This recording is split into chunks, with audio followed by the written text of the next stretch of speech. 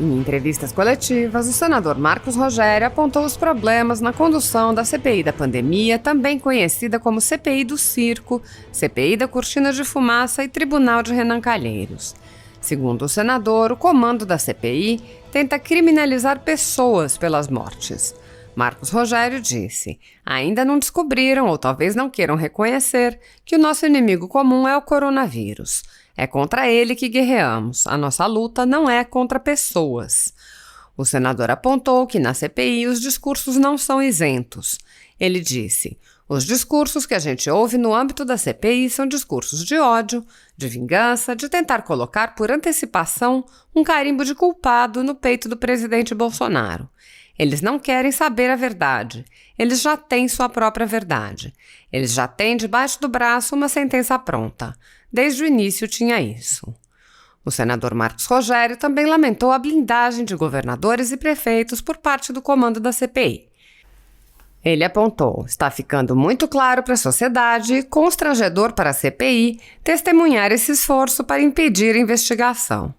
Veja trechos das coletivas do senador Marcos Rogério. A oposição tem feito um esforço muito grande o tempo todo para tentar criminalizar pessoas, governantes, pelas mortes. Eles ainda não descobriram, ou talvez não queiram reconhecer, que o nosso inimigo comum não é o presidente da República, não são os governadores, não são os prefeitos. O nosso inimigo comum, e que está matando brasileiros e brasileiras, é o coronavírus.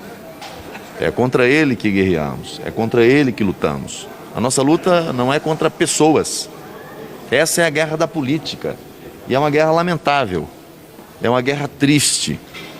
Porque os discursos que a gente ouve no âmbito da CPI são discursos de ódio, de vingança, de tentar colocar por antecipação um carimbo de culpado no peito do presidente Bolsonaro. Eles não querem saber a verdade. Eles já têm a sua própria verdade. Eles já têm debaixo do braço uma sentença pronta. Desde o início tinha isso. Tanto que quando nós ontem aprovamos aqui requerimentos para avançar com a investigação, para apurar desvios de conduta, para apurar contratos fictícios, para apurar corrupção, eles protestaram, não querem. Agora querem que o judiciário intervenha na CPI para impedir que a investigação avance para apurar a corrupção. Veja, que Brasil é esse? Que abre uma CPI para investigar o que aconteceu com relação à pandemia, mas quando a CPI aponta na direção de investigar possíveis atos de corrupção, você tem aqui os arautos da ciência, os pais da ciência da CPI, dizendo que não queremos investigar a corrupção. Como não? A Covid mata, mas a corrupção também mata. A corrupção fez com que estados e municípios não tivessem mais leitos de UTI, fez com que estados e municípios não tivessem mais respiradores, fez com que estados e municípios não tivessem medicamentos, fez com que estados e municípios não tivessem médicos para atender a população. Mas para alguns da CPI, não importa investigar isso. Só importa colocar o carimbo de culpado no peito do presidente da República. Você não acredita que o presidente também facilitou com algumas aglomerações que ele causou, por incitar as pessoas a não usarem máscara, por desprezar a vacina? O senhor não acha também que ele também facilitou para tudo isso? Se você levar em consideração isso, eu não estou dizendo que é certo alguém promover aglomerações sem a cautela necessária, sem o uso de máscara, sem os cuidados na higienização. Não estou dizendo que é correto. Agora, se você levar em consideração essa afirmativa, então pegue o caso de São Paulo e me dê os números de São Paulo, a taxa de contaminação e a taxa de letalidade de São Paulo. Porque muitos acham que São Paulo é o modelo para o Brasil. Aí eu pergunto, as taxas de lá são melhores do que as de cá ou de outro lugar do Brasil? Não. Então, assim, não existe verdade absoluta sobre nada. Eu penso que a cautela é o melhor caminho. Mas eu não posso querer colocar o carimbo de culpado em alguém porque ele tem uma conduta um pouco diferente da minha. Eu procuro seguir as regras. Mas daí a afirmar que alguém é responsável por esse número de mortes, com todo respeito, eu acho que é querer politizar mais uma vez o debate da política de enfrentamento à Covid-19. Desde o início esse tem sido o grande problema. Eu acho que o trabalho da CPI deve se concentrar na busca dos fatos, dos dados, das informações, das provas, das evidências, estejam elas onde estiver, né? Tem que, ao final, produzir um relatório que represente uma resposta à sociedade.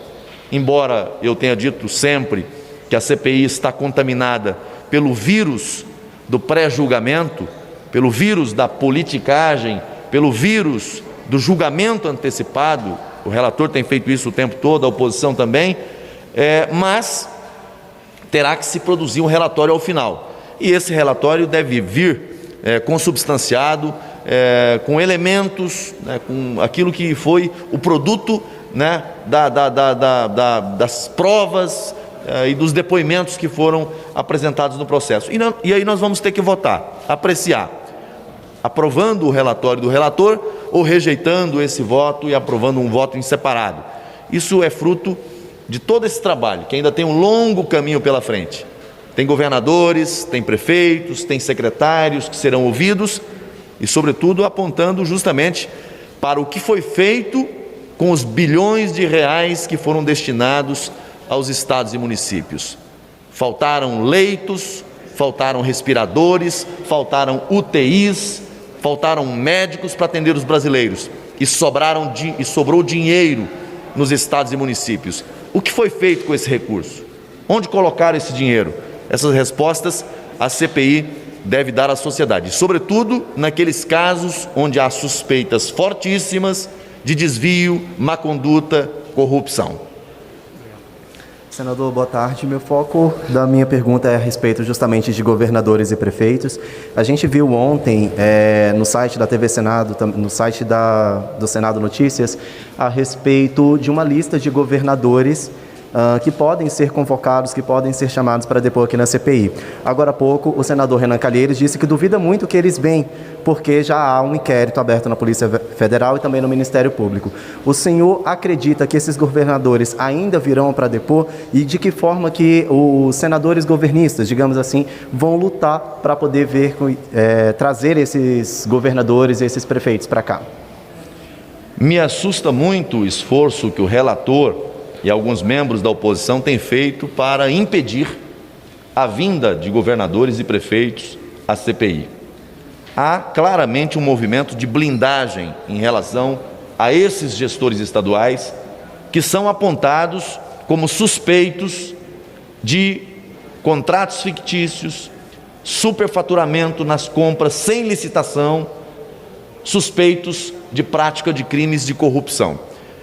Esse movimento que está sendo feito de tentar jogar para o judiciário essa questão de se devem vir ou se não devem vir, me assusta muito, porque a CPI foi instalada para apurar condutas, ações e omissões relativas ao governo, atuação do Ministério da Saúde, governo federal e de estados e municípios. Mas se vê na prática agora um esforço da oposição de querer promover uma blindagem em relação aos estados e municípios e focar toda a ofensiva contra o governo federal. Está ficando muito claro para a sociedade e constrangedor para a CPI testemunhar esse esforço por parte tanto do relator quanto do vice-presidente da comissão e de outros membros da oposição nessa tentativa de blindagem, de impedimento à investigação. O que temem? Por que não querem investigação? É só o vírus que mata? Corrupção também mata, má gestão também mata, mas ela não mata só na esfera federal. Se ela aconteceu no estado, no município, é essa cadeia que nós temos que investigar. A justificativa do senador Renan Calheiros é que já há inquérito aberto, que isso pode desviar o foco, pode atrapalhar ambos os inquéritos da CPI e da Polícia Federal, e disse que é um esforço que é desnecessário. O senhor acredita nisso? Olha, assim, é interessante como algumas pessoas, com o passar do tempo, perdem a memória. Há poucos anos atrás nós tivemos aqui CPI do Mensalão, CPI do Petrolão, e lá estavam investigados da Polícia Federal, e lá estavam investigados do Ministério Público Federal, os mesmos que protagonizaram naquele momento essas CPIs, suas instalações, hoje estão dizendo que não caberia essa CPI porque já há investigação em curso. novos tempos, novas circunstâncias, novo comportamento. Penso que a sociedade brasileira interessa a investigação, seja pela Polícia Federal, seja pela Controladoria Geral da União, seja pelo Ministério Público ou seja pela CPI. Eu não tenho compromisso em proteger quem é acusado de desvio de dinheiro público. Mata a Covid, mata também a corrupção. Cabe à CPI investigar. Obrigado, senador. Senador, boa tarde. Eric Mota, do Band News TV. O senhor mostrou hoje um vídeo do governador João Dória, onde ele aparece até exaltado, xingando um pouco, batendo na mesa, mas para os senadores de oposição e algumas pessoas no Twitter, em especial, viram esse vídeo como algo positivo para o Dória, uma vez que demonstra ele brigando pela vacina, apesar das intenções políticas, e reclamando que estaria ali sendo agredido verbalmente pelos apoiadores do presidente Bolsonaro. Eu gostaria de entender do lado do governo como o senhor e os governistas veem esse vídeo. O que ele demonstra na leitura dos senhores? Obrigado. Olha, eu apresentei esse vídeo para mostrar justamente a contradição. E ela apareceu. Antes que o vídeo que eu estava apresentando fosse concluído, vocês observaram a reação na CPI. Já começou a haver uma movimentação, a incomodação, os advogados de defesa do governo de São Paulo já começaram a aparecer, advogados de defesa dos estados começaram a se movimentar. É interessante como eles não suportam olhar para uma cena e não se movimentar no sentido de defender. Outro, quando alguém faz um questionamento que ele acha que pode comprometer um pouco o depoente, ele vira comentarista do depoente, comentarista da pergunta. Isso não é papel de quem conduz ou quem participa de uma CPI. A leitura que eu faço daquele vídeo é a leitura que qualquer brasileiro desapegado das paixões políticas vai fazer. É a politização da questão. Aquele vídeo mostra exatamente o nível de politização. O governador de São Paulo ali não demonstra preocupação com a vacina do ponto de vista do que ela vai representar para os brasileiros. Preocupação em oferecer vacina para os paulistanos, para os brasileiros. Não, a preocupação é com a imagem pessoal. A preocupação é com a biografia. A preocupação é com o que vão dizer de mim. Ora, em nenhum momento ali ele falou da preocupação que ele tinha com aqueles que estavam sofrendo com a pandemia. Eu estou querendo mostrar aqui justamente a hipocrisia de alguém que publicamente fala uma coisa, mas lá no cercadinho, no secreto, a preocupação é outra. É o ego que é maior do que a preocupação que tem realmente em salvar vidas de brasileiros. De lado a lado, a politização não é o melhor caminho. Aliás, não é um caminho. A política é parte do processo, mas a politização de um tema como esse produz justamente atrasos, comprometimentos, e isso acaba refletindo nas pessoas. Então, o objetivo ali foi mostrar justamente esse lado. Ele lá disse que ia pegar o chinês pelo pescoço, faz ameaça ao chinês, faz uma referência jocosa a quem estava mediando a compra da vacina. Aí os da oposição dizem assim, não, se o Bolsonaro diz alguma coisa sobre a China, isso vai atrapalhar a vinda da vacina, a vinda do IFA. Aí o Dória diz que vai pegar o chinês pelo pescoço, não, aí está tudo certo, está tudo bem. Guerra de narrativas. É isso que eu quero mostrar. Quando é o governo que é um governo de direita, fala alguma coisa, isso é preconceito, isso é algo que vai atrapalhar na relação diplomática e vai comprometer a vinda da vacina. Quando é o governador de São Paulo, aí não, tudo bem, ele está brigando por vacina. Você está entendendo? Então o julgamento depende da análise de quem, do lado de quem está.